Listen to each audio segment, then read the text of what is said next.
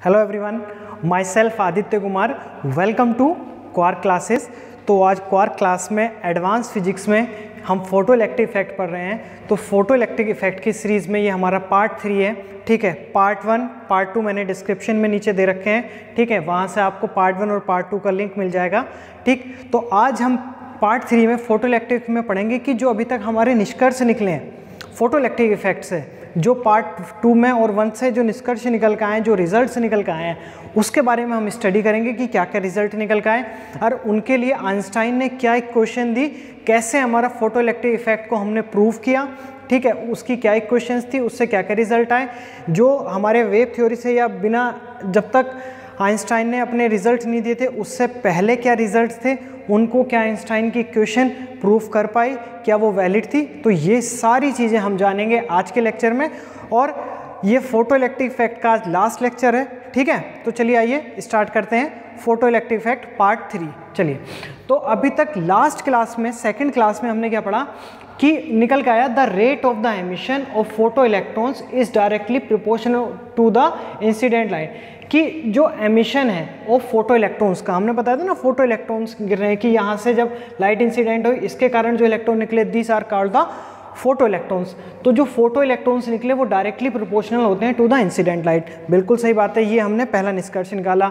दूसरी चीज, maximum kinetic energy of photo electron is independent of intensity of the incident, कि जो kinetic energy है यहाँ से निकलने के बाद जो इलेक्ट्रॉन की काइनेटिक एनर्जी है वो इंडिपेंडेंट है इंसिडेंट किससे, इंसिडेंट इंटेंसिटी से, कि जो इंटेंसिटी आ रही है वो चाहे कितनी भी हो, कम हो या ज़्यादा हो, उसका इलेक्ट्रॉन की वेलोसिटी पे या काइनेटिक एनर्जी पे कोई भी फर्क नहीं पड़ेगा, वो उससे इंडिपेंडेंट है। That was the result. तो इंटेंसिटी या काइनेटिक एनर्जी है वो किस पे डिपेंड कर रही है, तो हमने लिखा maximum kinetic energy is proportional to the frequency of the incident radiation, कि जो वो फ्रीक्वेंसी है, जो मैक्सिमम काइनेटिक एनर्जी है वो डिपेंड कर रही है फ्रीक्वेंसी से, कि कौन सी फ्रीक्वेंसी की लाइट हमने यूज़ की है उस पर डिपेंड कर रही है। ठीक है, अगर हमने थ्रेशोल्ड से बहुत ज़्यादा फ्रीक्वेंसी की लाइट यूज़ की है या रेडिएशन यूज़ किया है तो उसके कारण काइनेटिक एनर्जी उतनी ही ज़्यादा होगी। तो kinetic energy is proportional to frequency. ठीक है, kinetic energy is proportional to the frequency. Frequency किसकी, इंसिडेंट रेडिएशन की। कौन सी फ्रीक्वेंसी, जो थ्रेशोल्ड से ज़्यादा होगी। ठीक, फोर्थ पॉइंट जो हमारा निष्कर्ष निकल का आया वो था the emission of photo electrons can not occur if the frequency of incident light below a certain frequency new not. मतलब अगर हमारे जो रेडिएशन है, जो लाइट है, उसकी फ्रीक्वेंसी थ्रेशोल्ड फ्रीक्वेंसी से कम है, तब हमारा कोई भी इलेक्ट्रॉन का इजेक्शन नहीं होगा। So that is the most important result in photo electric effect. देखिए, दोबारा से समझते क्या कहना चाह रहे हैं, कि आपने चाहे रेडिएशन किसी भी इंटेंसिटी का रख रखा हो, रेडिएशन की इंटेंसिटी कुछ भी हो, अगर उसकी फ्रीक्वेंसी थ्रेशोल्ड फ्रीक्वेंसी से कम है तो इलेक्ट्रॉन इजेक्ट नहीं होगा, चाहे सोर्स की इंटेंसिटी कितनी भी हो। इंटेंसिटी का मतलब number of the photons ejected per unit time per unit area, कि जो सोर्स है, जो लाइट है, उससे कितने number of the photons eject हो रहे हैं, इलेक्ट्रॉन ने नंबर ऑफ द फोटोन कितने इजेक्ट हो रहे हैं, दैट इज़ द इंटेंसिटी। तो इंटेंसिटी चाहे कुछ भी हो, लेकिन अगर उसकी फ्रीक्वेंसी थ्रेशोल्ड फ्रीक्वेंसी से ज़्यादा नहीं है तो कोई भी सरफेस से इलेक्ट्रॉन इजेक्ट नहीं होगा। ध्यान दीजिएगा जरूर, ये बहुत इंपॉर्टेंट है। हमने लिखा भी how ever strong be the intensity of light.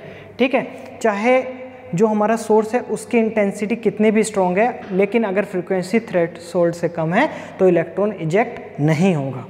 ठीक, लास्ट पॉइंट जो था instantaneous ejection of photo electrons. देखिए, जब हमने उसमें ऑब्जर्व किया कि जैसे ही हमने रेडिएशन इंसिडेंट कराया वैसे ही इलेक्ट्रॉन इजेक्ट हो गया, लगभग 10⁻⁹ सेकंड में। तो हमें बहुत ज़्यादा समय, हमें उसमें समय ज़्यादा नहीं लगा कि इलेक्ट्रॉन के इजेक्ट होने में बहुत ज़्यादा समय लगा। हमने जैसे भी रेडिएशन डाला तुरंत इलेक्ट्रॉन इजेक्ट हो गया, तो लगभग 10⁹ सेकंड वो समय था। और ये भी इस चीज़ पे डिपेंड नहीं करता कि सोर्स की इंटेंसिटी कम है या ज़्यादा है। अगर उसकी फ्रीक्वेंसी थ्रेशोल्ड फ्रीक्वेंसी से ज़्यादा है और इंटेंसिटी कुछ भी है, तब भी इलेक्ट्रॉन को इजेक्ट होने में 10⁻⁹ सेकंड ही लगेगा।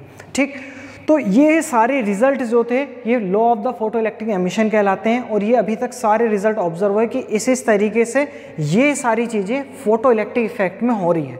बट अभी तक कोई उसका एक पर्टिकुलर प्रूफ या पर्टिकुलर इक्वेशन नहीं थी, इन सब चीज़ों को समझाने वाला कोई नहीं था कि उसको किस तरीके से समझाया जाए, कि उसकी क्या इक्वेशन है, कौन कौन सी चीज़ों पे ये कैसे निर्भर कर रहे हैं, क्या उसका प्रूफ क्या है। तो 1950 में आइंस्टाइन ने मैक्स प्लैंक की थ्योरी को आगे बढ़ाया। 1950 में आइंस्टाइन ने मैक्स प्लैंक की क्वांटाइजेशन थ्योरी को आगे बढ़ाया, और उसने कहा कि जो ये इलेक्ट्रॉन्स आ रहे हैं, जो ये लाइट्स आ रही है, ये छोटे छोटे पैकेट्स के रूप में आ रहे हैं। तो मैक्स प्लैंक ने क्या कहा था, ये छोटे छोटे पैकेट्स क्या हैं, ये एनर्जी के छोटे छोटे पैकेट्स क्वांटा कहलाते हैं, और आइंस्टाइन ने इन्हें कहा फोटोन। आइंस्टाइन ने इन्हें कहा फोटोन, कि ये फोटोन जैसे ही आते हैं, ठीक, एक कोई मेटल सरफेस से अगर ये इस पे इंसिडेंट हुए हैं, और जो सोर्स है, जो इंसिडेंट रेडिएशन है, उसकी एनर्जी, उसकी फ्रीक्वेंसी इसके वर्क फंक्शन से ज़्यादा है, तो इलेक्ट्रॉन का इजेक्शन हो जाएगा। उसने कहा सर, और ठीक ये क्या कहा कि इलेक्ट्रॉन जब यहाँ से जब फोटोन इंसिडेंट हुआ, इस पे फोटोन इंसिडेंट होने पे उसकी एनर्जी दो भागों में बांटी गई। कैसे कि जब इलेक्ट्रॉन इजेक्ट, जब यहाँ से फोटोन को हमने इंसिडेंट कराया, तो फोटोन की एनर्जी सपोज कीजिए h न्यू, तो एक एनर्जी का पार्ट तो इलेक्ट्रॉन को यहाँ से इजेक्ट करने के लिए लगेगा, जिसको हमने कहा W, वर्क फंक्शन। यानी कि मेटल का कोई वर्क फंक्शन है ना, कि भाई इलेक्ट्रॉन को उसने पकड़ के रख रखा है, तो कुछ तो एनर्जी चाहिए उसको वहाँ से निकालने के लिए, work function. So that is called the minimum frequency, that is called the minimum energy required to eject the electron from the surface. Work function is the minimum energy to eject the electron from the metal surface. ठीक, ये minimum energy होती है। और दूसरी क्या होगी, kinetic energy. जो देखिए क्या हुआ, यहाँ फोटोन इंसिडेंट हुआ, तो फोटोन ने कुछ एनर्जी का पार्ट तो दिया इलेक्ट्रॉन को इजेक्ट होने के लिए, कि वो यहाँ गया। अब वो आगे किसी स्पीड से ट्रेवल करेगा, that is called the kinetic energy. If हमने लिखा h nu equal to h nu naught plus kinetic energy. Nu naught क्या है, थ्रेशोल्ड फ्रीक्वेंसी। ठीक, so nu naught is the threshold frequency, वो मिनिमम फ्रीक्वेंसी जो electron को surface से eject करने के लिए चाहिए, that is called the threshold frequency. देखिए दोबारा फिर एक बार समझाने की कोशिश करते हैं कि फोटोन आया, रेडिएशन यहाँ इंसिडेंट हुआ, तो जब इंसिडेंट हुआ तो उसने अपने एक पोर्शन तो एनर्जी का इलेक्ट्रॉन को इजेक्ट करने के लिए दे दिया, दूसरा पोर्शन फोटोन ने अपना किसे दे दिया, कि kinetic energy grow. If m is mass and v is velocity of electron, ठीक है, या तो m जो मास है और v वेलोसिटी है, तो काइनेटिक एनर्जी क्या होगी, half m v max square, और यहाँ भी काइनेटिक एनर्जी लिखेंगे मैक्सिमम। ठीक, यानी कि मैक्सिमम क्यों लिख रहे हैं, कि जितनी भी एनर्जी बची है यहाँ से इलेक्ट्रॉन के इजेक्ट होने पे, वो सारी की सारी किस में कन्वर्ट हो जाएगी, काइनेटिक एनर्जी। तो इसलिए हमने लिखा इसको काइनेटिक एनर्जी मैक्सिमम। अब हम ये इक्वेशन रख दिया, तो h nu equal to half nu naught plus half m v max का whole square. So that is the equation of photo electric effect and Einstein equation. ठीक, तो ये जो है फोटो इलेक्ट्रिक इफेक्ट की और आइंस्टाइन की इक्वेशन है। अब हम इससे समझने की कोशिश करेंगे कि ये लॉ जो हैं ये क्या इससे वैलिड हुए हैं या नहीं हुए हैं, किस किस तरीके से।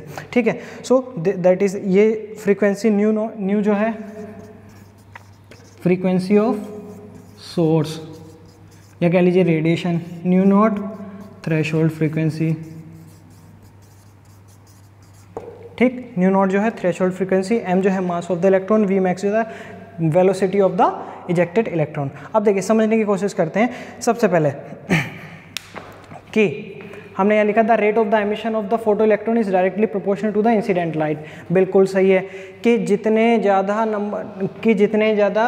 यहाँ फोटोन इंसिडेंट होंगे उतने ज़्यादा यहाँ से इलेक्ट्रॉन इजेक्ट होंगे। बिल्कुल सही बात है। ठीक है, यहाँ हम देख रहे हैं कि अगर यहाँ नंबर ऑफ द फोटोन्स ज़्यादा उस पर इंसिडेंट हुए तो नंबर ऑफ द इलेक्ट्रॉन भी ज़्यादा होंगे। Second, maximum kinetic energy of photo electron is independent of the intensity. बिल्कुल सही बात है, यहाँ इंटेंसिटी का कहीं भी कोई फैक्टर नहीं आ रहा। किसका फैक्टर आ रहा है, फ्रीक्वेंसी का। फ्रीक्वेंसी किसकी, सोर्स की फ्रीक्वेंसी। तो हमने लिखा maximum kinetic energy is proportional to the frequency of incident radiation. ये जो रेडिएशन इंसिडेंट हुआ है वहाँ, ठीक है, ये न्यू है, ये किस किस पे डिपेंड कर रहा है, ये इस पर डिपेंड कर रहा है और ये, ठीक है।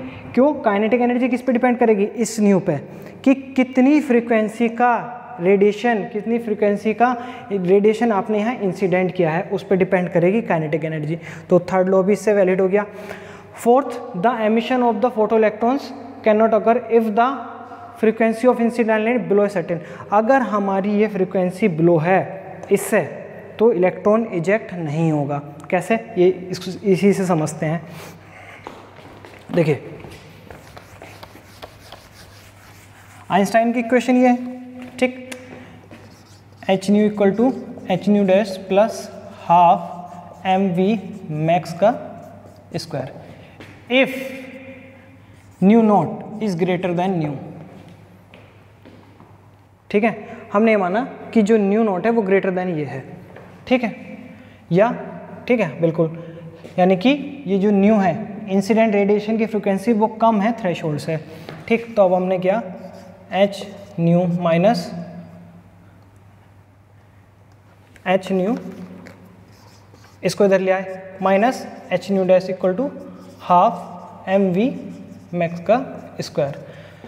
तो यहाँ एस कॉमन ले लिया, nu minus nu dash equal to half M we max का स्क्वायर।